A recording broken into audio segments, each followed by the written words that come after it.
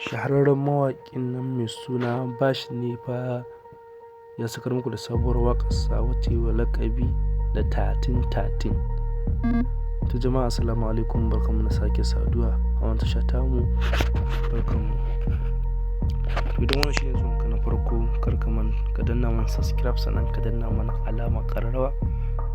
Ta haka ne za mu ci gaba da binciko muku da sababbin labarai na masana'antar Kano gabaki ɗaya. Shahararren mawaƙin nan Bash ne fa, wannan mawaƙin ɗan Jos ya sake sai ya yi wa ƙungiyar 1313 sabuwar waƙa, wanda ya kasance ya waƙe kowa a cikin wannan waƙar tashi. To domin samun wannan waƙar, saboda kuka yi ta na shi suna Bash ne fa, ta ne za ku samu complete ɗin wannan waƙar. To mai sauraro, kar ka manta da danna mana subscribe, sannan ka danna mana alamar ƙararrawa. Ta haka ne za mu ci gaba da sanar da kai sabbin shirmu da zarar mun dora. Kar kuma kasance Today TV.